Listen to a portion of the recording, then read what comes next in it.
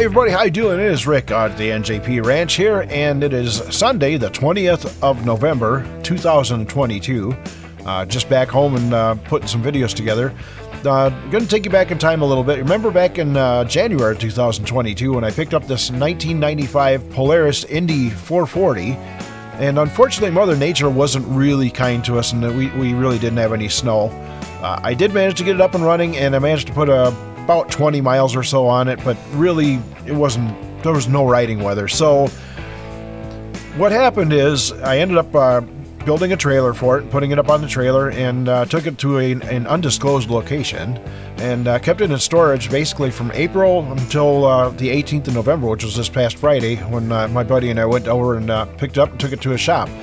It sat outside, but it was under a cover, so it wasn't completely exposed to the elements, but I never drained the gas out of it or anything like that, so it was going to need some work. So and there was a few things in there I wanted to work on anyway, so Mike was gracious enough to give me a corner in his very busy shop and allow me to take up space in there and work on my machine and do some filming in his place too. So Mike, thank you so much. Appreciate that more than you can possibly imagine.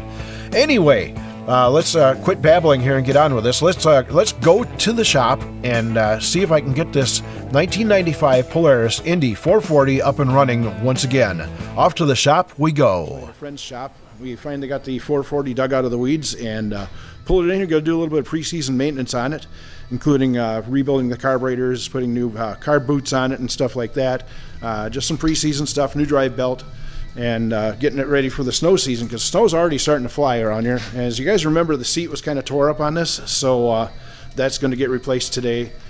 Putting new throttle and choke cables on as well, since we got it tore apart that far, and may actually get around to changing the coolant today. We're not sure, but as you can see, we've already got partially tore down. We got it in the shop last night and actually got one of the carburetors done, so I cheated on that, didn't film it for you guys, but pop the hood open, pop and see hood, as we say. There's that 440 engine in there we're talking about. As you can see, there's some pieces missing in there. Yeah, one of the carbs is out. We rebuilt that last night, and I can pull the other one off today, and I'll show you guys what goes on with that. Okay, so I have the camera perched at a rather awkward angle here, and this is the best shot I can get at it, but this is inside the engine, looking at the carburetor for the right side or the mag side cylinder. Already have the slides pulled out of it.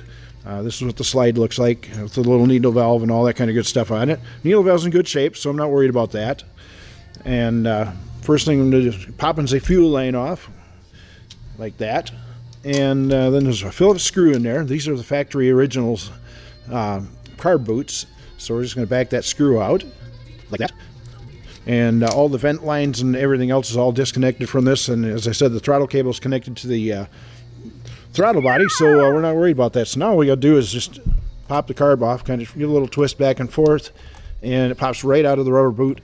And this has the little catch tube on the bottom of it. So there's a Mikuni VM34 carburetor, but the boots, that's going to get replaced. It's the original factory equipment. It seems to be in good shape, but I've got the new ones, so I might as well put them in, and that way we know it's going to be good.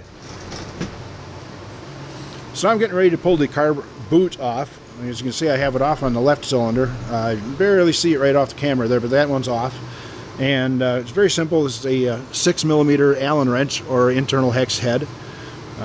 Rolled this out of the way. As you can see, the carb boot is actually kind of cut so you can get in there with the wrench. Make sure you're seated in there. And there we go. That one's off already. And there's another one on the bottom.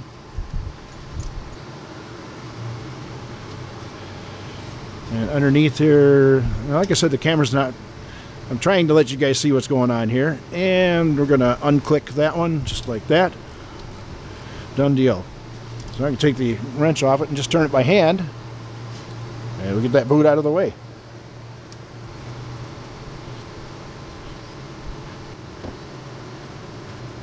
Out and he goes, like that. Look, you can tell. Put that in a safe place. And this, got to work it a little bit. There we go. A little tight. That's the old boot. This is actually the factory one, original from 1995. It's not in bad shape. It'll work okay as a spare, but since I have the new ones and I've got this far with it, you know, it makes it would make no sense to not change them. In the meantime, I want to replace all these hoses and all this stuff down here. Got a rebuild kit for the fuel pump. I'm just going to take that right out and rebuild it, and not take any chances on it getting bad. So that's really, got a little wire wheel on the end of the Dremel here. Start it up and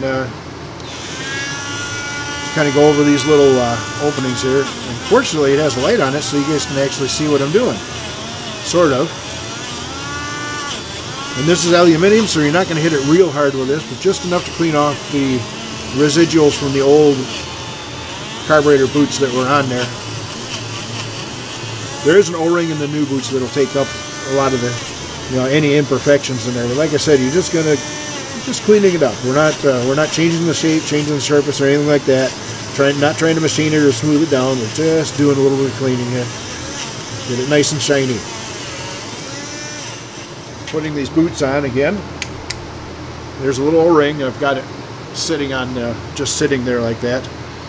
Kimpex was nice enough to include the O-ring with it. There's a little notch right there that it goes into.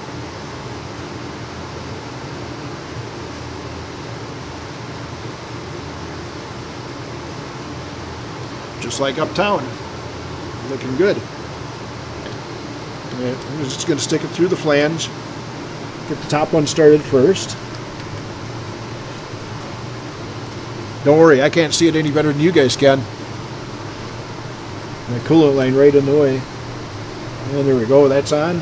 Don't tighten it down yet. We're going to put the other one in there. If you tighten it down and it's not lined up perfectly, you're not going to get the other one in. So we're just going to do it this way and right in. Just like, not a whole lot. These don't get super tight. And again, I'm going from side to side a little bit at a time. Just kind of even it out. Don't tighten up one side at a time and then tighten the other one up.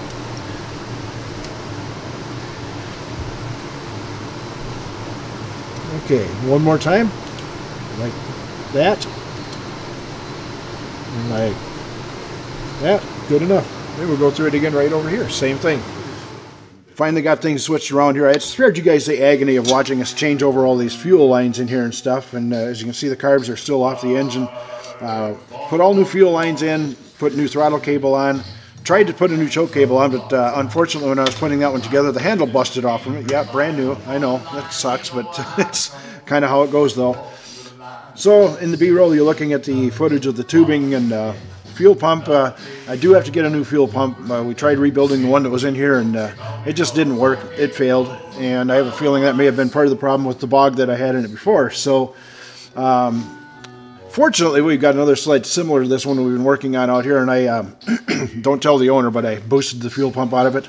That's what we have down here. So yeah, that's right down there. And yeah, just don't tell the owner that I took his fuel pump. He'll never know when I get the new one in and this one goes back in, unless he tries to ride, which we don't have enough snow for riding anyway, so I won't tell if you don't.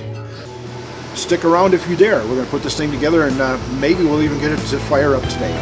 We'll see.